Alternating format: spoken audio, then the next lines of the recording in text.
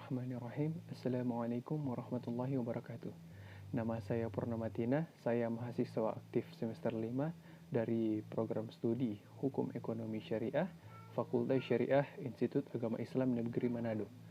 Pada video kali ini saya akan memaparkan penyelesaian sengketa bisnis syariah.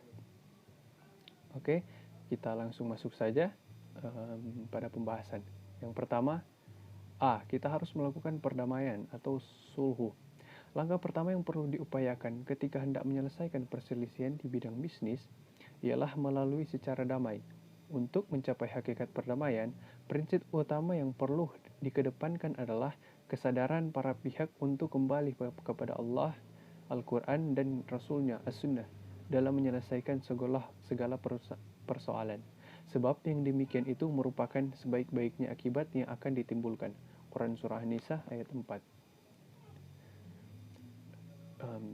Pada definisi, upaya damai dalam fikih dikenal dengan istilah sulhu, yaitu suatu akad untuk memutuskan persoalan antara dua pihak yang berselisih.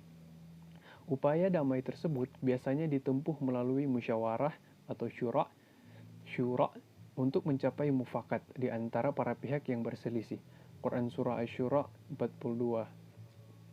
Dengan musyawarah yang mengedepankan prinsip-prinsip syariat, diharapkan apa yang menjadi persoalan para pihak dapat diselesaikan. Kita masuk pada dasar hukum. Perdamaian itu lebih baik bagi mereka. Quran Surah An-Nisa ayat 4, 128. Quran Surah An-Nisa 4 ayat 128.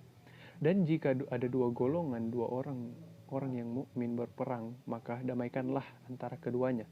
Jika salah satu dari kedua golongan yang berbuat aniaya terhadap golongan yang lain, maka damaikanlah antara keduanya dengan adil dan berlaku adillah.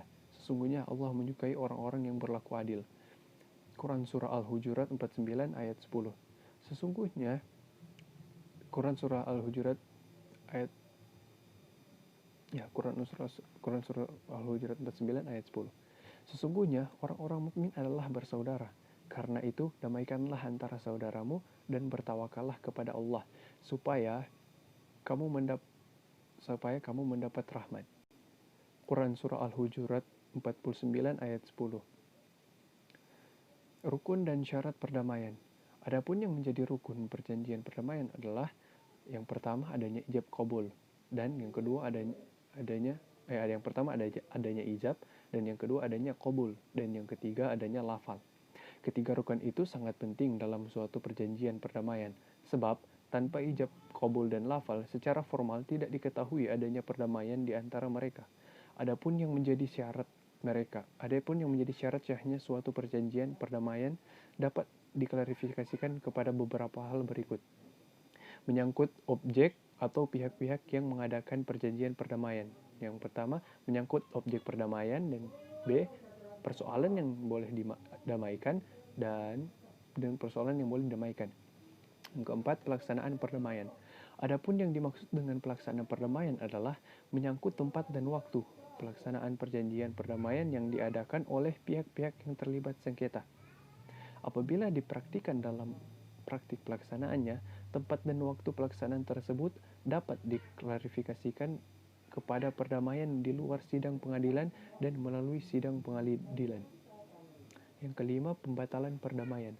Sebagaimana yang diterapkan di atas, bahwa pada dasarnya perjanjian perdamaian tidak dapat dibatalkan secara sepihak, dan ia telah mempunyai kekuatan hukum yang sama dengan keputusan pengadilan tingkat terakhir. Dengan perkataan lain, tidak dapat lagi diajukan gugatan terhadap perkara atau persoalan yang sama dan telah mempunyai kekuatan hukum yang tetap, atau Inkrah van Geusich dalam bahasa Jerman. Namun demikian, perjanjian perdamaian tersebut dalam bahasa Belanda maksudku. Namun demikian, perjanjian perdamaian tersebut masih mungkin untuk dibatalkan, yaitu apabila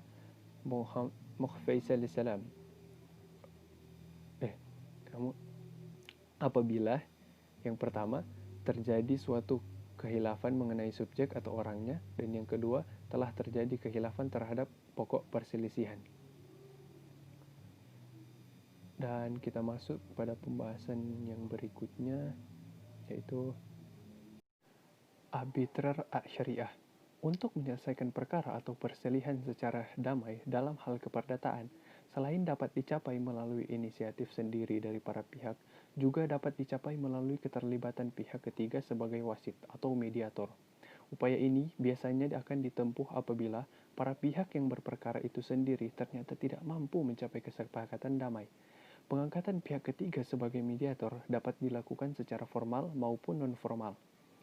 Institusi formal yang khusus dibentuk untuk menangani perselisihan atau sengketa disebut arbitrase, yaitu cara penyelesaian suatu sengketa perdata di luar peradilan umum yang didasarkan pada perjanjian arbitrase yang disebut secara tertulis oleh para pihak yang bersengketa.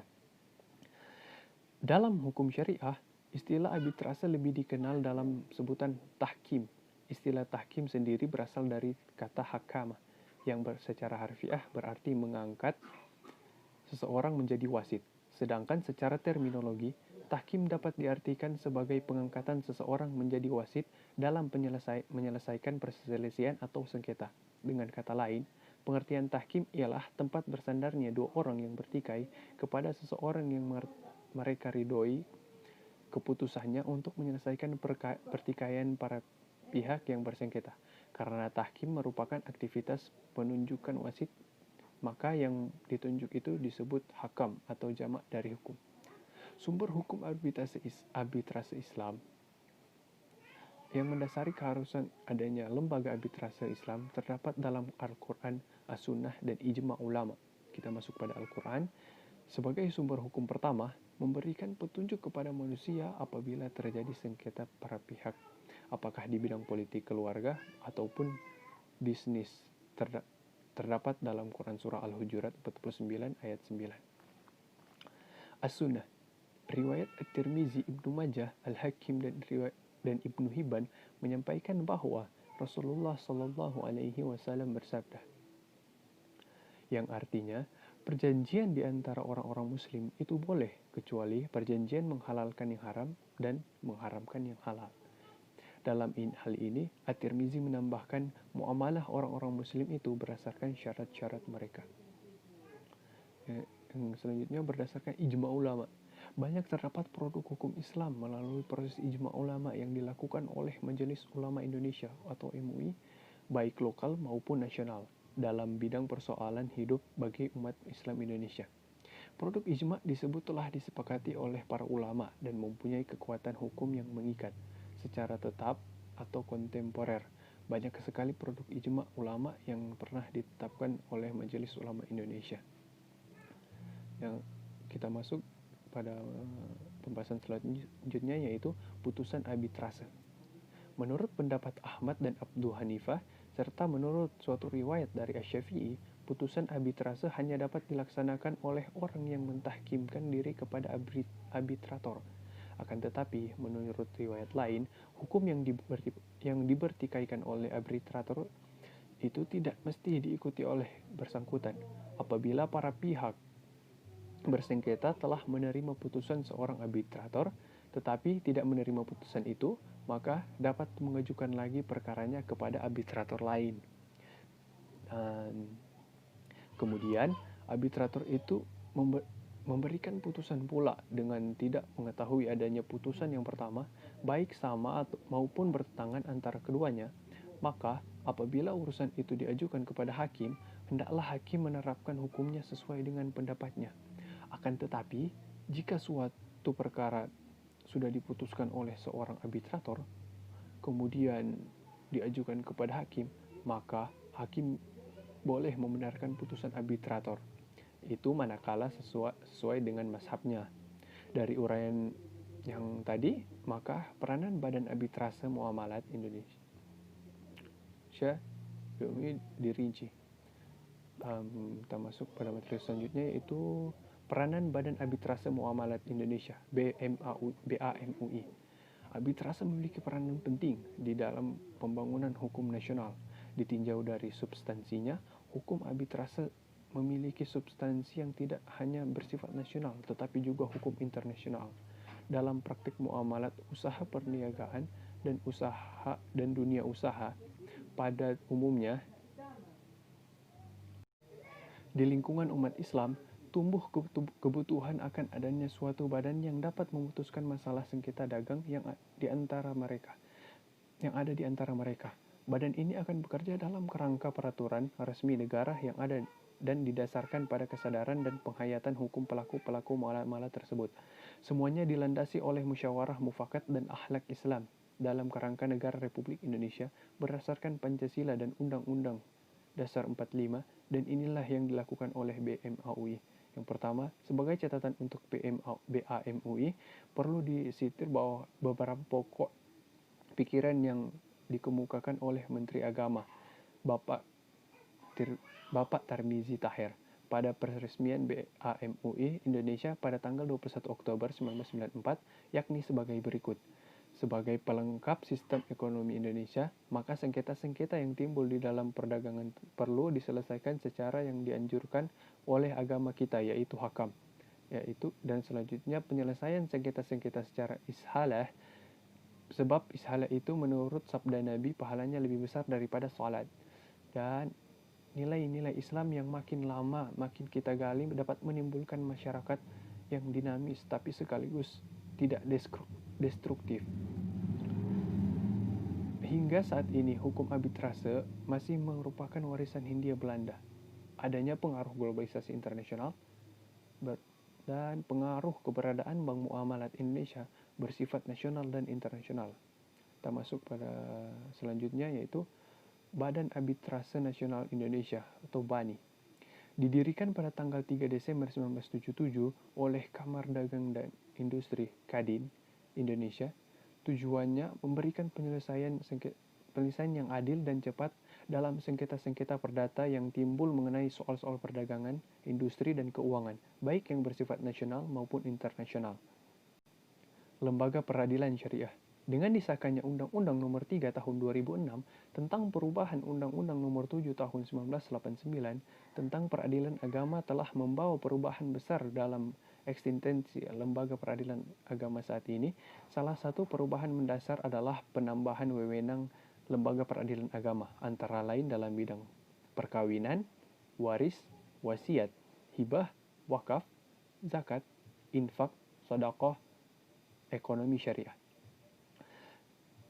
Qada secara harfiah berarti memutuskan atau menetapkan, sedangkan secara terminologi, istilah qada dapat diartikan sebagai lembaga, institusi peradilan yang bertugas untuk menyampaikan keputusan hukum yang bersifat mengikat.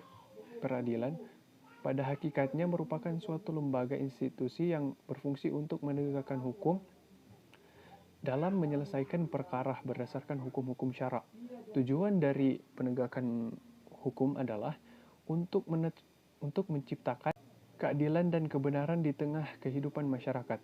Dalam ajaran Islam, keadilan dan kebenaran merupakan suatu nilai keutamaan yang semata-mata hanya dapat terwujud di tengah kehidupan umat manusia apabila hukum-hukum syarak diberlakukan. Dasar hukum. Kewenangan membentuk dan menyelenggarakan lembaga peradilan merupakan pemerintah. Dalam pandangan Islam, penyelenggara peradilan merupakan tugas dan kewajiban yang mulia.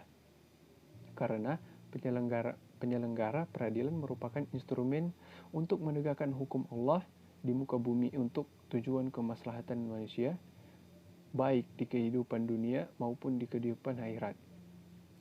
Dalam Al-Quran, banyak ayat-ayat yang dapat dijadikan sebagai dasar hukum penyelesaian sengketa berdasarkan prinsip-prinsip syariah. Misalnya, manusia itu adalah umat yang satu. Setelah timbul perselisihan, maka Allah mengutus para nabi sebagai pemberi peringatan, dan Allah menurunkan bersama mereka kitab yang benar untuk memberi keputusan di antara manusia tentang perkara yang mereka perselisihan.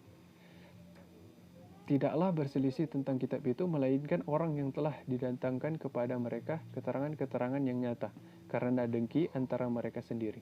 Maka Allah memberi petunjuk orang yang dikehendakinya kepada jalan yang lurus. Quran Surah Al-Baqarah 2 ayat 213. Macam-macam qadi. Yang pertama, qadi qusumat, dan qadi hisbah, qadi mazalim, dan yang terakhir qadi mazalim. Demikian dari saya. Jika ada salah-salah kata mohon dimaafkan. Wassalamualaikum warahmatullahi wabarakatuh.